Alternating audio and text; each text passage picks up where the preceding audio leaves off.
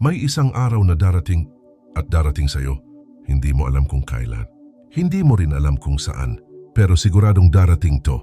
Isang umaga, magigising ka at mapapansin mo wala ka nang mapagpanggap. Hindi ka na makakapagtago sa likod ng mga okay lang ako. Hindi ka na makakapagsuot ng maskara para lang magmukhang masaya. At doon mararamdaman mo ang bigat ng sarili mong buhay. Kung sa tingin mo ay malakas ka ngayon, hintayin mong dumating yung araw na yon dahil doon mo lang malalaman kung sino ka talaga kapag wala ka ng mapagpanggap. Pero bago tayo magsimula, kung sa loob ng unang minuto pa lang ng video na to ay naramdaman mong may tinamaan sa puso mo, huwag mong hayaang lumipas lang ito. Pindutin mo ang like, mag-subscribe at i-on ang notification bell para mas marami pa tayong mapag-usapan na ganito. Mga katotohanang hindi laging madali, pero siguradong makakatulong para mas lalo kang tumibay. Handa ka na ba? Simulan na natin.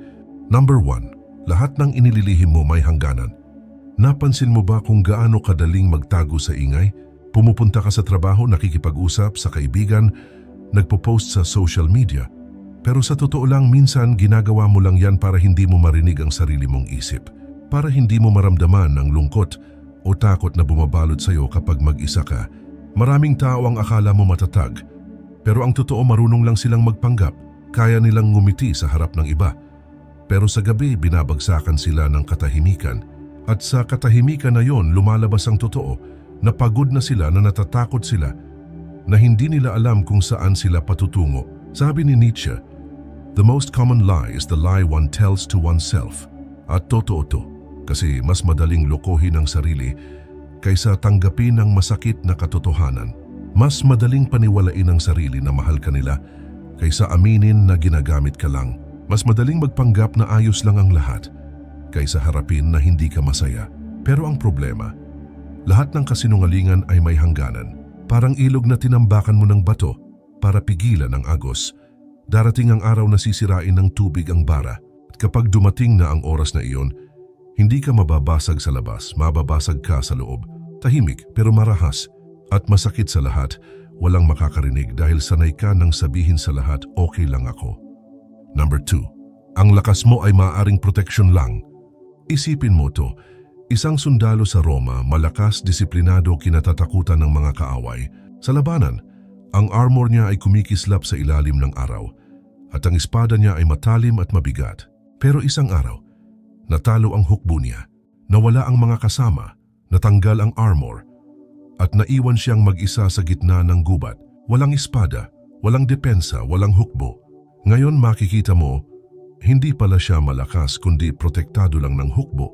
Ang tapang niya ay totoo lang habang may kasamang libu-libong sundalo. Pero nang mawala ang lahat ng iyon, wala pala siyang natitirang lakas. Ganyan din tayo. Minsan ang tinatawag mong lakas ay hindi talaga lakas. Proteksyon lang mula sa mundo. Minsan ang tingin mo sa sarili mo bilang matatag ay dahil lang may hawak kang pera, may trabaho ka, may taong umaalalay sa'yo. Pero kapag nawala lahat ng iyon, sino ka na? Plato once said, "The first and greatest victory is to conquer yourself." Pero paano mo matatalo ang sarili mo kung hindi mo nga kilala ang sarili mo ng walang maskara? Kapag wala na ang lahat ng bagay na ginagamit mong pananggalang, dun mo lang makikita kung anong klase ng tao ka talaga. At kung hindi ka handa, parang sundalong biglang nakahubad sa gitna ng digmaan. Wala kang panlaban. Number 3, ikaw ang may-ari ng kulong mo. Alam mo ba kung ano ang pinakamatinding uri ng kulungan? Hindi yung may bakal na rehas, hindi yung may bantay na armado, kundi yung kulungan na ikaw mismo ang nagtayo at ikaw rin mismo ang kusang pumasok. Ito yung kulungan na gawa sa mga paniniwalang paulit-ulit mong sinasabi sa sarili mo. Kailangan magustuhan ako ng lahat, ayokong magalit sila sa akin. Kailangan maging perpekto ako para mahalin ako. Ang pader ng kulungan mo ay gawa sa takot na ma-reject. Ang sahig nito ay gawa sa kahihiyan na maramdaman mong hindi ka sapat. At ang bubong nito ay gawa sa panghuhusga na iniisip mong ibabagsak ng iba sa'yo kapag nakita nila ang totoo mong anyo. Ang mas malala pa, habang tumatagal, ikaw mismo ang naglalagay ng dagdag na pader at kandado. Hindi mo napapansin na habang iniingatan mo ang sarili mo laban sa sakit, pinipigilan mo ring maranasan ang kalayaan. Sabi ni Dietrich Bonhoeffer, We must be ready to allow ourselves to be interrupted by God. Ibig sabihin, kailangan mong payagan ang buhay o ang Diyos na guluhin ang plano mo, basagin ang sistema mo, at sirain ang peking seguridad na pinanghahawakan mo. Pero karamihan sa atin, mas pipiliing manatili sa loob ng kulungan dahil kahit nakakulong tayo, pakiramdam natin ligtas tayo. Hindi natin naiintindihan na ang tunay na panganib ay hindi nasa labat, kundi nasa loob. Kasi sa kulungan na ginawa mo para sa sarili mo, unti-unti kang nawawala hanggang sa hindi mo na maalala kung ano ang pakiramdam ng maging malaya. Number 4. Hindi ka maliligtas ng pagpapanggap. Ito ang totoo. Hindi ka laging maliligtas ng talino, diskarte o charm mo. Dahil darating ang punto na hindi sapat ang galing mo magsalita, hindi sapat ang husay mo mag-ayos ng imahe, at lalong hindi sapat ang husay mo magtago ng totoo mong nararamdaman. Kung lahat ng lakas mo ay nakasandal sa pagsusuot ng maskara, para kang sundalong naka-armor, pero gawa lang pala sa papel, maganda sa paningin, pero unang hampas pa lang, wasak na. Marami sa atin ang natutong maging eksperto sa kung paano maging katanggap-tanggap sa mata ng iba. Pero ito ang hindi natin napapansin. Habang mas iniingatan natin ang maskara, mas nawawala ang totoong mukha sa ilalim nito. Marcus Aurelius once said, "If you are distressed by anything external, the pain is not due to the thing itself, but to your estimate of it." Kung nakatali ang halaga mo sa opinyon ng ibang tao, hindi ka kailanman magiging malaya. Dahil kapag ang tingin mo sa sarili mo ay laging nakabase sa tingin nila sa'yo, isa kang bihag sa bilangguan na sila mismo ang nagdisenyo. At ikaw ang kusang pumasok. Kapag wala ka ng mapagpanggap, doon mo lang matututunang tumayo sa sarili mong paa.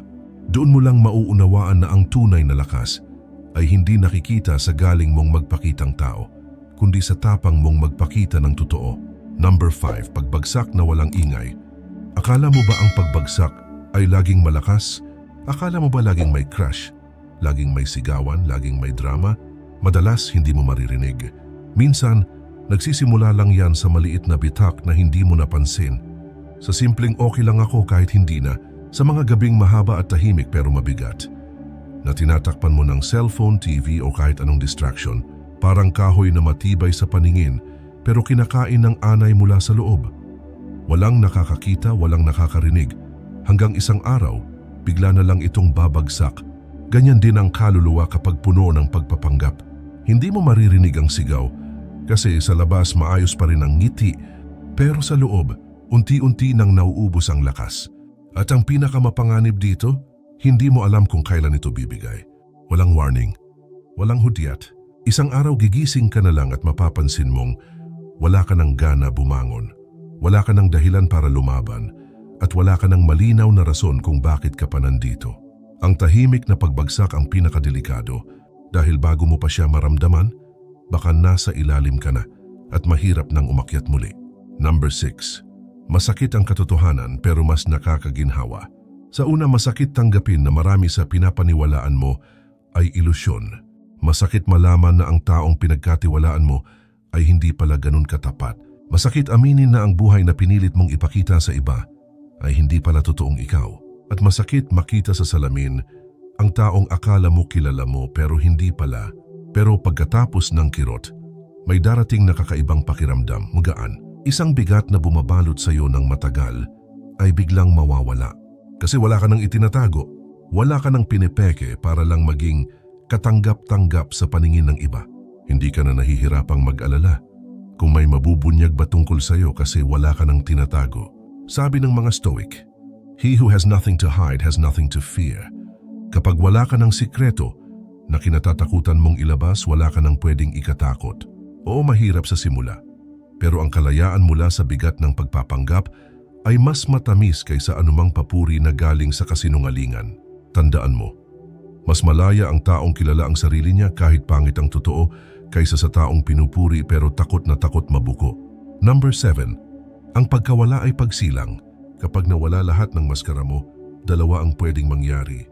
Una, masisira ka, mababasag ang imahe mo, mawawala ang kumpiyansa mo, at mararamdaman mong parang wala ka ng silbi. O pangalawa, mabubuo ka ulit, pero sa pagkakataong ito mas matatag at mas totoo na. Ito ang hindi madalas sabihin ng mundo. Kailangan mo munang mamatay bilang dating ikaw para mabuhay bilang totoong ikaw. Tulad ng apoy na tumutunaw sa ginto, kailangan muna nitong sunugin ang lahat ng dumi at peking anyo bago lumabas ang tunay na kinang. Ganon din sa tao. Ang mga maskara, ilusyon at peking lakas ay kailangang matunaw para lumabas ang purong anyo mo. Masakit ang prosesong ito. Ang apoy ay hindi komportable at ang pagbabalat ng peking balat ay laging mahapdi. Pero isipin mo ito, ang bawat sugat na iniwan ng pagkawala ay siyang magiging bitak kung saan papasok ang liwanag. Kapag wala ka ng mapagpanggap, doon ka muling ipinapanganak. Hindi na bilang isang taong gustong magustuhan ng lahat, kundi bilang isang taong kontento sa katotohanan ng sarili niya. Number 8. Hindi lahat ng makikita mo ay magugustuhan mo. Kapag tapat kang tumingin sa sarili mo, hindi laging maganda ang makikita mo. Makikita mo ang mga kahinaang matagal mong tinatakpan. Makikita mo ang mga takot na pilit mong tinatawanan sa harap ng iba, pero dinadala mo sa gabi. Makikita mo ang mga insecurities na pilit mong tinatakpan sa pamamagitan ng pagpapakitang malakas ka. At nakakatakot yun. Dahil minsan, mas gusto pa nating paniwalaan ang kasinungalingan na ginawa natin kaysa harapin ang katotohanang magpapayuko sa atin. Pero mas mabuti nang makita mo ang sugat ngayon kaysa hayaang lumala ito sa ilalim ng balat ng pagpapanggap. Tandaan mo, mas nakakatakot ang mabuhay sa kasinungalingan kaysa harapin ang pangit na katotohanan. Dahil ang kasinungalingan habang tumatagal, mas humihigpit ang kapit sa iyo. At darating ang araw na baka hindi mo na makilala kung alin ang totoo at alin ang gawa-gawa. Mas mabuti nang masaktan sa totoo kaysa mabuhay sa peking kapayapaan na anumang oras ay pwedeng magbagsak sa iyo. Number 9. Ang pinakaimportanteng relasyon ay sa sarili mo. Kahit gaano karami ang humanga sa iyo, kahit gaano karami ang mag-like sa mga post mo, wala yang halaga kung sa gabi hindi mo kayang tingnan ang sarili mo sa salamin. Kahit gaano ka kagaling magpatawa, magpakitang tao, o mag-ayos ng imahe, kung hindi ka komportable sa katahimikan ng sarili mong isip, hindi ka talaga malaya. Kapag wala ka ng mapagpanggap, matututo kang makipag-ayos sa taong matagal mo nang tinatakbuhan. Ikaw mismo, matututo kang kausapin ang sarili mo nang walang galit, walang paninisi at walang pagtatago. At doon mo mararanasan ang tinutukoy ni Seneca nang sabihin niya, "He who is brave is free." Walang mas tapang pa kaysa tanggapin kung sino ka sa pinakamalupit na anyo mo. Dahil kapag kaya mo nang yakapin ang sarili mong kahinaan, wala nang makakapigil sa'yo. Hindi ka na umaasa sa validation ng iba para maramdaman mong sapat ka. Ikaw mismo ang nagbibigay ng pahintulot sa sarili mong maging sapat kahit walang pumapalakpak. Number 10. Kapag wala ka nang mapagpanggap, doon ka malaya. Sa huli, ito lang. Kapag wala ka nang mapagpanggap, wala na ring kontrol ang iba sa'yo. Wala nang makakapagdikta kung paano ka kikilos o mag-iisip. Dahil wala ka nang tinatago, hindi ka na alipin ng opinyon ng iba. Hindi ka na nabubuhay para sa maskara. Nabubuhay ka na para sa katotohanan. At masakit sa simula. Dahil para itong paghuhubad sa harap ng isang salamin na walang bahid ng awa. Makikita mo ang lahat ng peklat, sugat at kapintasan na pilit mong itinatago sa mahabang panahon. Pero gaya ng apoy na nagpapatibay sa bakal, yung sakit na yan ang magpapanday ng lakas mo.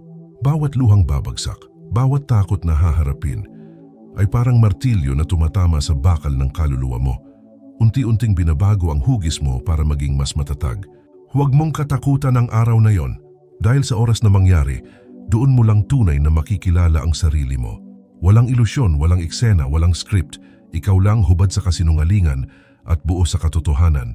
At doon mo mauunawaan ang ibig sabihin ng tunay na kalayaan. Hindi ito kawalan ng limitasyon, kundi kakayahan mong mamuhay ayon sa sarili mong paniniwala, kahit na mag-isa ka sa laban. Sa ganitong estado, ang respeto ng iba ay magiging bonus na lang. Hindi na ito batayan ng halaga mo. Dahil alam mo na, sa pinakapuso ng pagkatao mo sapat ka na. At walang sino man ang makakaagaw ng kalayaan na iyon. Kung naramdaman mong tumama kahit isa sa 10 katotohanan ito, wag mo na lang i-scroll palayo. Ibig sabihin may parte ng buhay mo na handa ng magbago. At kung gusto mo pang marinig ang mga ganitong uri ng usapan, yung hindi ka sinusuyo ng kasinungalingan, kundi binibigyan ka ng katotohanang magpapalaya sa'yo, mag-subscribe ka na sa Simple Pero Stoic.